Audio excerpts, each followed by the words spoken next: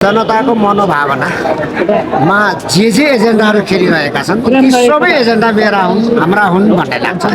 सबैभन्दा पहिलो आधार चाहिँ अब यो पाँचथर जिल्लामा मैले संस्थागत रूपमा व्यक्तिगत रूपमा जति आफू समर्पित भएको छु मेरा जोवन र जवानी होइन जीवन जुन समर्पण गरेको छु त्यो कुरालाई सबै पाँचथरवासी दाजुभाइ दिदीबहिनीहरूले आत्मसात गर्नुभएको भन्ने अटल विश्वास छ। दोस्रो कुरा पाँचथरवासी दाजुभाइ दिदीबहिनीहरू जति हुनुहुन्छ उहाँहरूप्रतिको मेरो अपार सम्मान उहाँहरूप्रतिको अपार श्रद्धा मेरो अर्को के अरे विश्वास हो।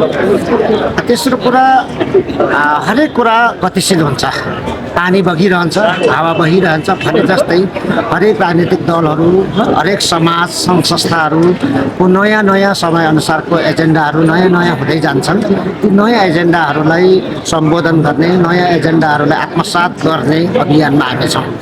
पार्टीभित्र होस् वा समाजभित्र यसभित्र सबै अवस्थामा नयाँ किसिमका समूह एउटा उमेर समूहहरू हुन्छ।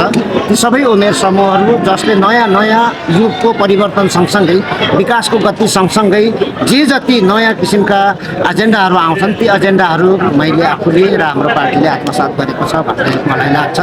यस कारणले र समय गतिशील भएको हुनाले गति अनुसार पार्टीले अथवा नेतृत्वले सबै दाजुभाइ दिदीबहिनीहरूलाई नेतृत्व गरेर जानुपर्छ भन्ने मूल एजेन्डा भएको हुनाले त्यसको साथसाथमा अब हाम्रो विकास समृद्धि दुःख सुख भन्ने कुराहरू त सामान्य एउटा चाहिँ समाजमा बस्ने एउटा व्यक्तिले गर्नुपर्ने विषयवस्तुहरू हुन्। त्यसका अतिरिक्त एउटा राजनीतिक दलले एउटा राजनीतिक सिद्धान्तले या एउटा राजनीतिक एजेन्डाले समात्नुपर्ने कुराहरू चाहिँ हामी समातेर जान्छौँ र त्यही नै एउटा चाहिँ नै गाउँघरतिर दाजुभाइहरूसँग जाने एउटा मुख्य एजेन्डा हो भन्ने लाग्छ। होइन त्यो कुरा अस्तिका दिनसम्म थियो, अस्तिका दिनसम्म थियो, हिजोबाट त्यो सबै कुराहरू समाधान भएर गयो।